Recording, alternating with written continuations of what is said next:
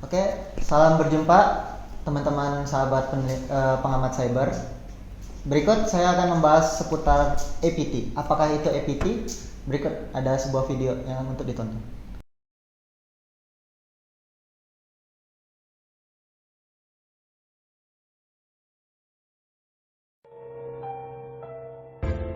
Welcome to a short tutorial on advanced persistent threat. When you are a successful organization, it means you have valuable information regarding the business and clients. Such organizations are usually targeted by attackers sponsored by foreign government agencies or competitors. Attackers use multiple attack vectors such as internet, email, physical and deception. The attackers pursue their objective to steal information over an extended period of time. This is known as advanced persistent threat. Here is a real case study of advanced persistent threat, when a Fortune 500 company was targeted by a group of attackers.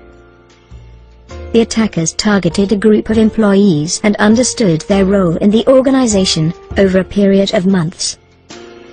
The attackers sent an email with a spreadsheet as an attachment, which had a malware in it. Some of the employees clicked on the attachment and the malware was activated. What did the malware do? Probed and mapped the network to find strategic systems containing target information, found users with high-level administrative privileges and captured their credentials. Used the credentials to access systems with target information. Cost of this attack. The estimated loss for the company was $66 million.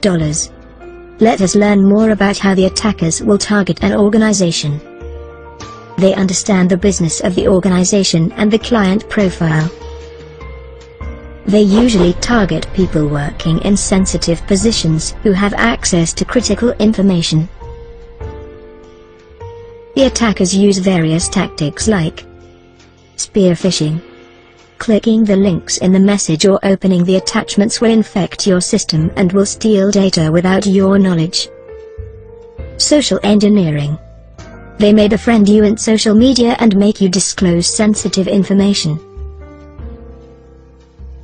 They may make phone calls and pretend to be someone trustworthy and ask for information. They may even try to enter the facility through fake means and steal it.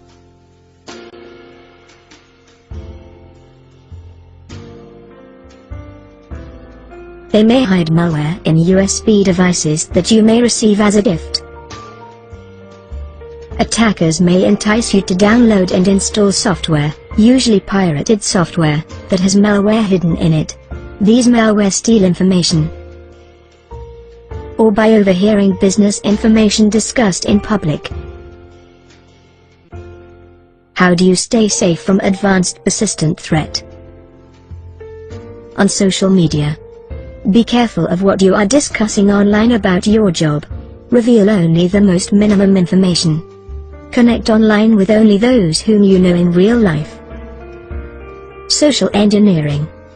Do not respond to requests for sensitive business information via phone, email or direct contact.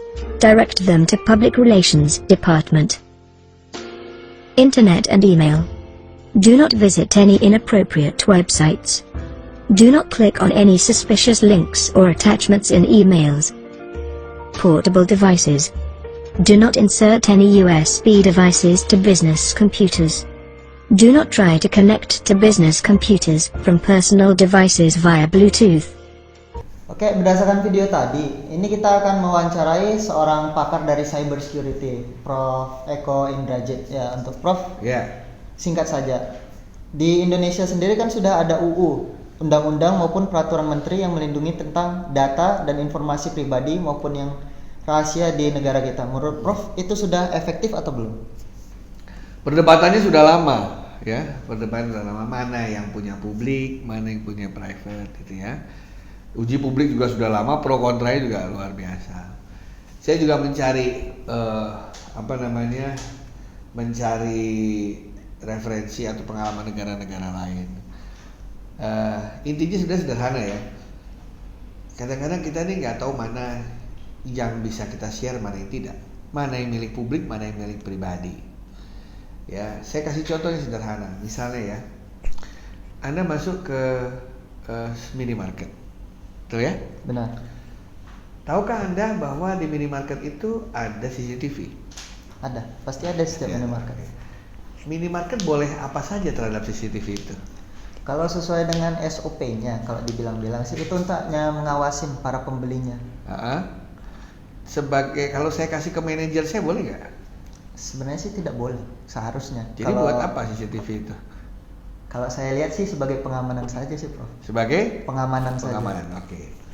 Kalau dari CCTV itu kemudian saya kelola sedikit sehingga saya tahu, oh, Bapak ini datang ke sini sering. Terus saya mulai menegur Anda setiap kali datang. Halo, apa kabar Pak Irwan? Apa kabar Pak Bambang? Apa kabar Ibu Dewi? Apakah melanggar aturan?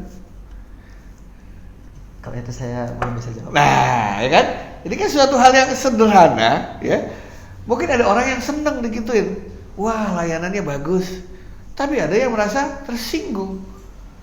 Kok tahu dari mana nama saya dan lain sebagainya? Loh, dia sederhana. CCTV-nya dia olah dengan software.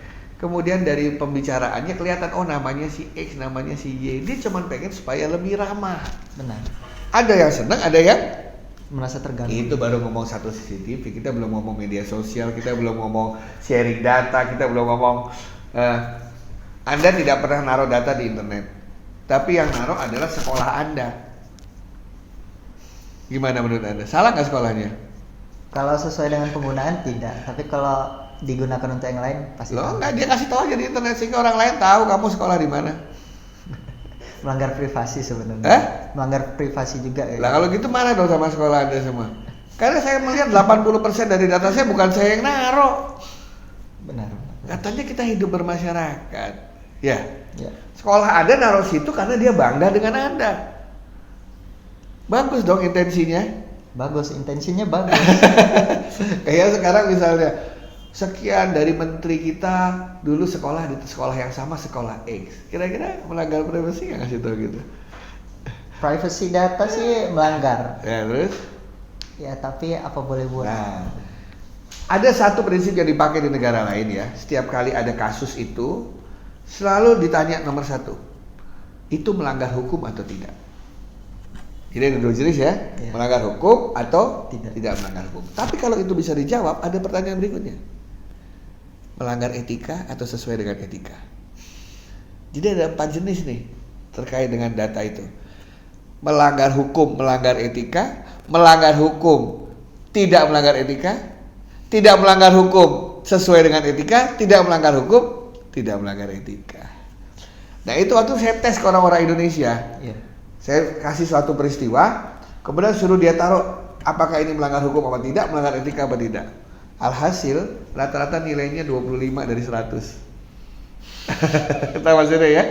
Apalagi orang-orang kita ini kan orang-orang yang senang sharing. Iya, benar. Bukan seperti individual mereka di luar yang hidupnya individualis. Kita kan lebih kolektif ya, lebih senang bersosialisasi. Lebih terbuka. Iya, sehingga masalah itu menjadi ramai. Nah, di Amerika ada satu yang saya masih ingat bagaimana dia punya prinsip dalam hal menentukan mana yang privacy data, mana yang data publik.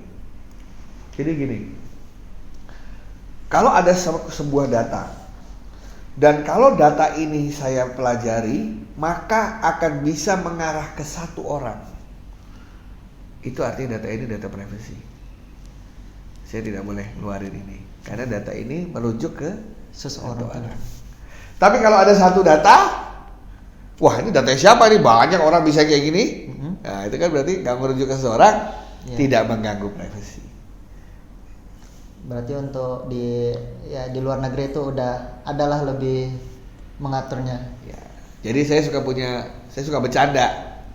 Kalau Anda kelihatan bugil gitu, tutupin muka, jangan tutupin alat kelamin. Tahu kenapa?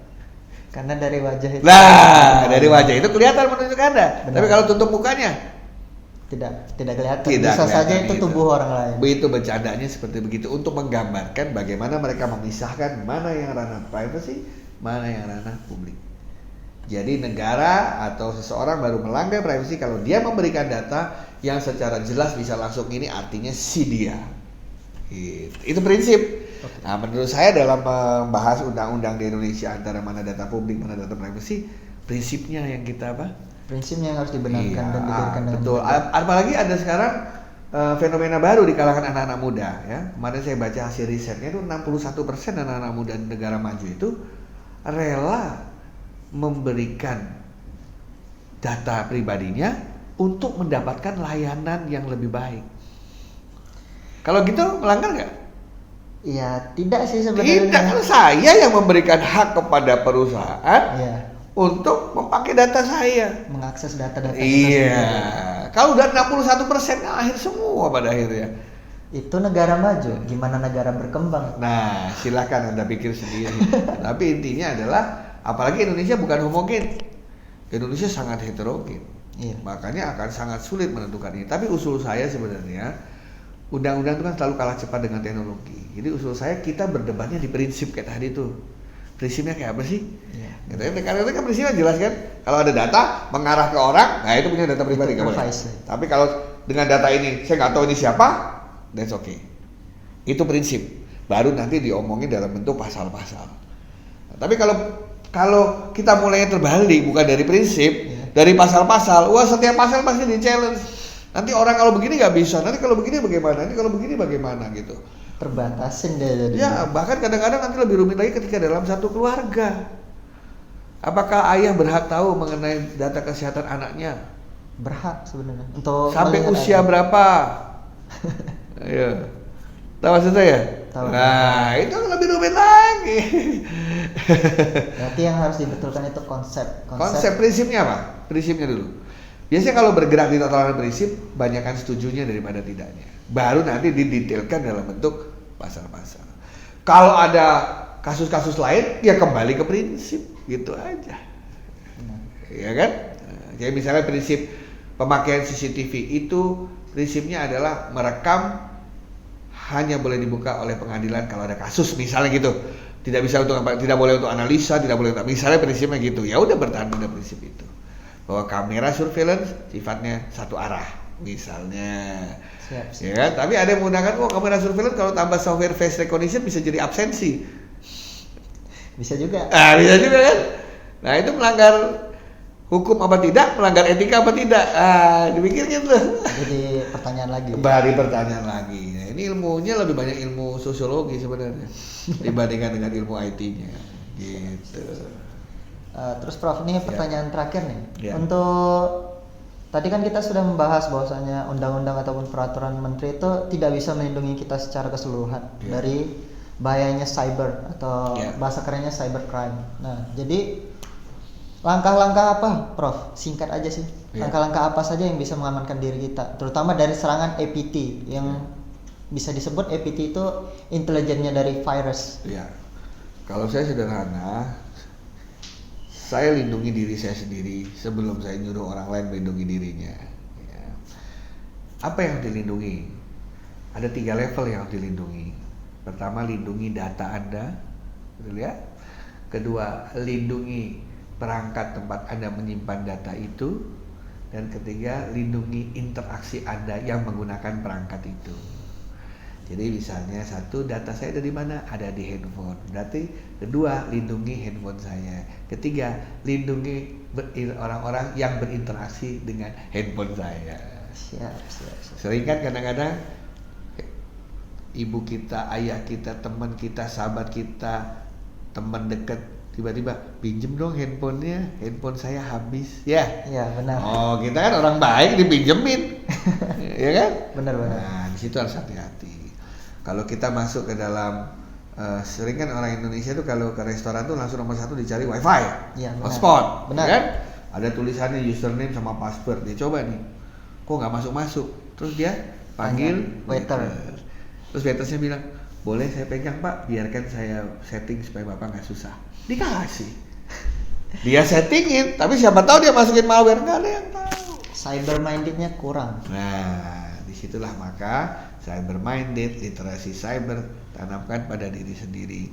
Kalau Anda sudah tahu, tularkan minimum kedua orang. 1 ke 2 kan lama-lama 2, 4, 4, 8 terus lama-lama semua semakin berganda. Iya. Jadi ya, kesimpulan yang kita dapat, undang-undang itu tidak dapat melindungi kita dari segala macam serangan cyber. Terus yang kedua, tingkatkan cyber minded dan cyber security Anda. Jangan mau hal-hal pribadi, terutama yang menyangkut data ataupun barang-barang penting Anda itu diakses oleh semua orang. Tingkatkan lagi. Oke, sekian dari saya. Kita akan ketemu di kesempatan berikutnya. Sampai jumpa. Sampai jumpa.